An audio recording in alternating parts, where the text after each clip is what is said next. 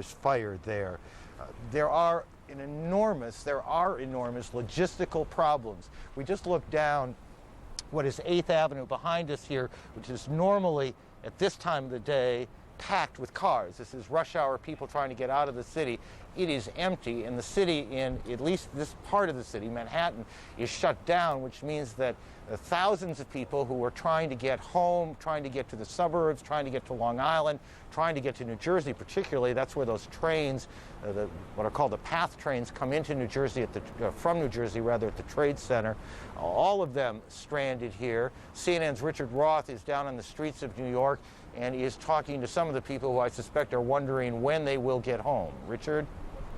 People that you would have seen in locations you were just examining, many thousands of them are here right now on the west side of Manhattan trying to escape from New York. New York City is sending them to ferries that are taking them to New Jersey. New York City bridges, we're told, are open for pedestrians. The tunnels for trains to take the thousands here were closed. Many of these people stunned, shocked, silence. I mean, you've never heard so many New Yorkers so quiet in your life. And many of them just have to look over their shoulders to see what they escaped as these two towers were leveled. New York City Mayor Rudolph Giuliani called it one of the most heinous acts in United States history. He says he fears that the death toll may be more than New York can bear. He asked all New Yorkers to say a prayer. He said a rescue effort was beginning, but as we were told by one official with the New York, New Jersey Port Authority, there is so much jet fuel, furniture, paper, everything still going on up in smoke.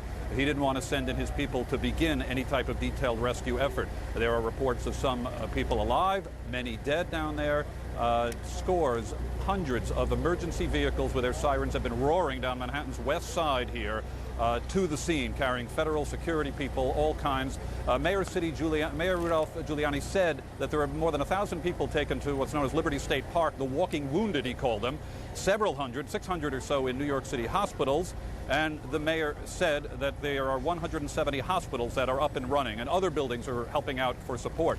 U.S. jet fighters overhead, circling occasionally, people craning their necks, looking up in the sky. Everybody's got a memory, everybody's got a story here. I personally saw Trade Tower #1, where CNN's New York bureau used to be in the lobby 17, 18 years ago, come tumbling down, and I was part of a stampede as people just raced for their lives as the smoke came closer and closer to all of us.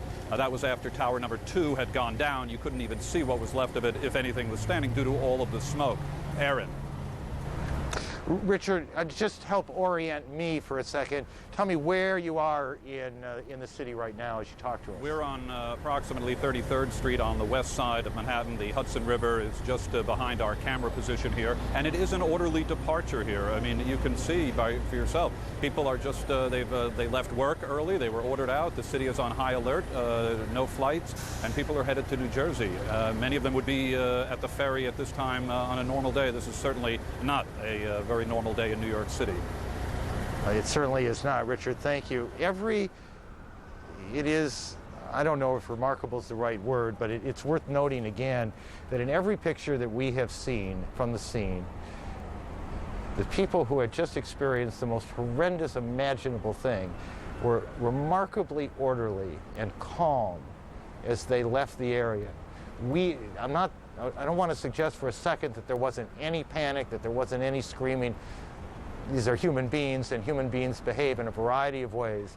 But every picture we have seen, New Yorkers calmly, if that's the right word, calmly left the scene, moved out of the area. No reports of trouble at all as firefighters and police personnel came down into the city.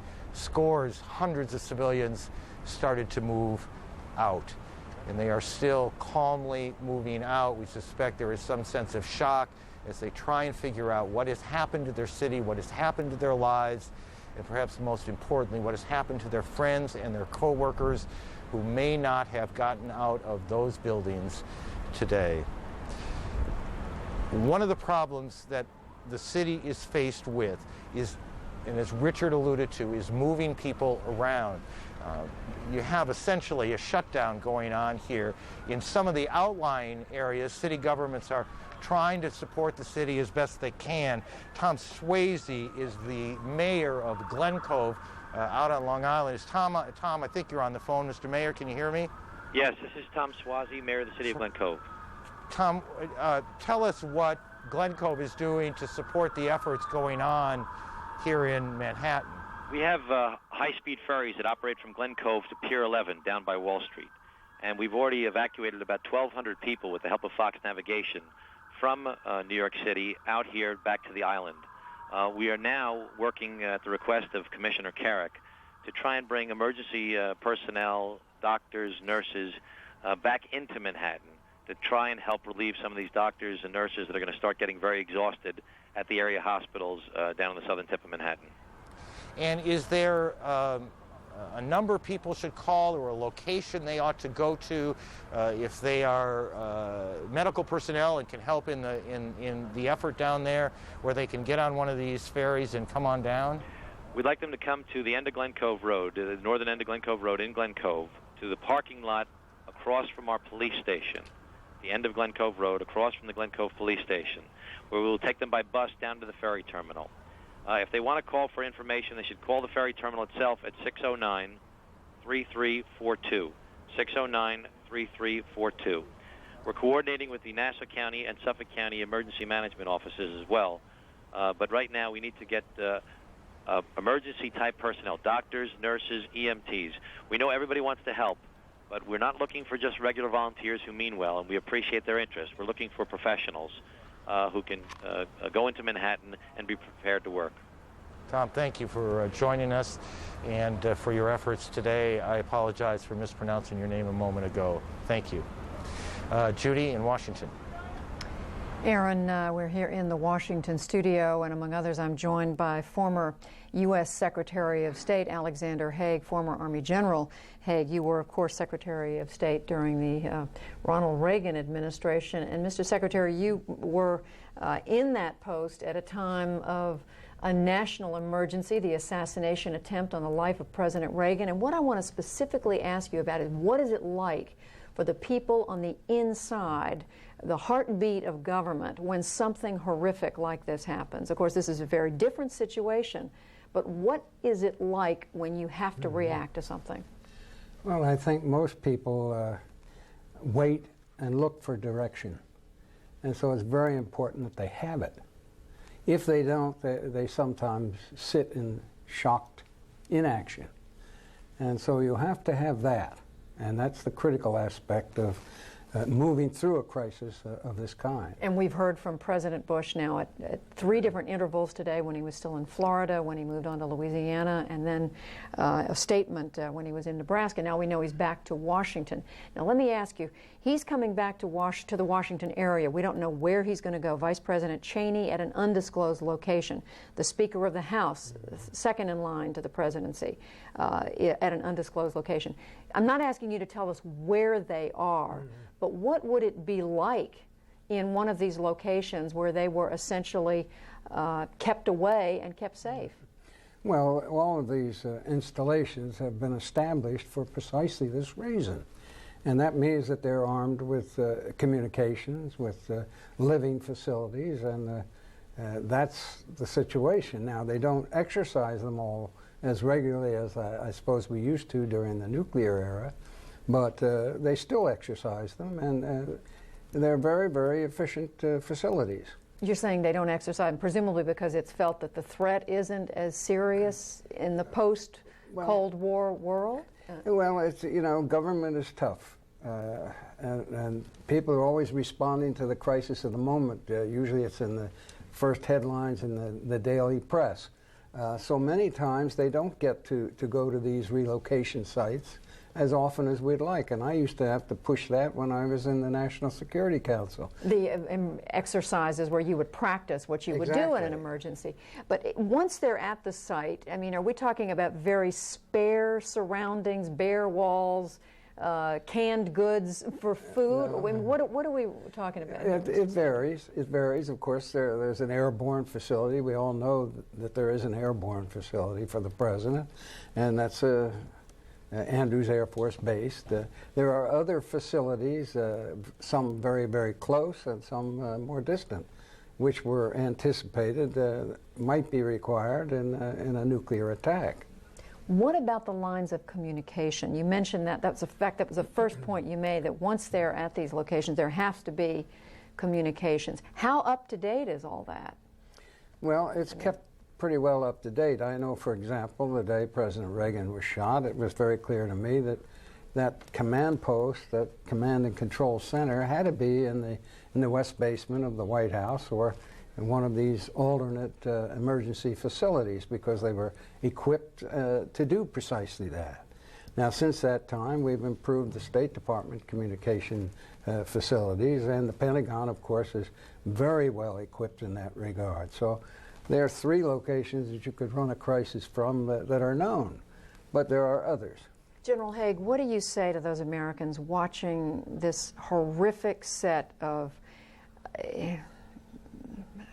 circumstances unfold on television before them and wondering, is America safe?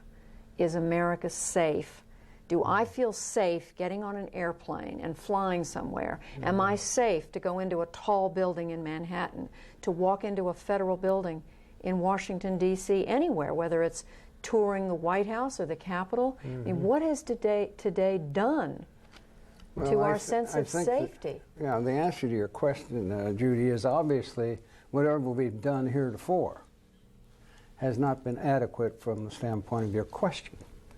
And that's been a product of a number of things. It's what I call the modern day rationalization of conflict situations, and what I call the development of moral equivalence between the terrorist, who's the perpetrator of the illegal act, where innocent civilians, non-combatants, women, children, everyone are involved, and the defenders against those attacks are equated morally because of some perception of a lack of social justice on one side or the other. And, you know, we're very great, we're moralists here in this country, and we do that. The simple facts are that national leadership has to establish that terrorism is an illegal act of such magnitude now that it overwhelms the issues of social justice, which cause us to quibble and restrain us at a time when a crime of this nature has been executed. You're saying even over individual liberties in some instances? Well, sometimes yes, and that's an unfortunate statement as an advocate of those very liberties. But yes, sometimes. Former Secretary of State Alexander Haig, Army General Alexander Haig, thank you very much for being with us. Thank you, Judy. We appreciate it. And we just heard General Haig talking about terrorism and how much greater a presence it is in our lives than we had expected. We're told that tomorrow the Congress will convene at 10 o'clock in the morning. We're told that they plan to pass a resolution or resolutions condemning terrorism and then immediately adjourn. You're looking at a live picture of the United States Capitol, the flag flying at half staff there. Now that is the White House. That's next to the Executive Office building, but the other picture we saw was a flag flying at half staff near the United States Capitol building. Now back to Joey Chen in Atlanta. Judy, thanks very much. Joined here on this set by Miles O'Brien, who is our resident pilot and certainly has quite a bit of understanding about the wheres and why-fors and what significance they might have in putting together what happened. Miles has some additional information now, and that's really important to understanding who might have done this and why. Well, this is sort of our first clue as to what's going on. Obviously, more information will come out as the air traffic control tapes and hopefully the cockpit voice recordings come out. But just take a look at this. This is actual archival information from the radar tracks from the FAA ground centers. And these are the two planes which ultimately ended up at the World Trade Centers, the two towers. Both of them left Boston within 15 minutes of each other. Both were headed to Los Angeles, perhaps no coincidence, heavily laden with fuel. Both of them made extreme and noticeable deviations and were heading in the wrong direction for 30, perhaps 40 minutes, thus clearly giving air traffic controllers quite a bit of attention. There must have been some communication back and forth. It's unclear now. This is certainly something the air traffic control folks would have seen. They would have seen these things clearly coming up close. And the fact that two planes were doing this must have seemed odd. We don't know what the conversations were, but suffice to say that would be odd. Now take a look at this flight. This is United 93. This took off from Dulles Airport, was headed for San Francisco. Once again, a coast-to-coast flight, heavily laden with fuel, flew on out from Newark to about Cleveland, then took its dogleg, was headed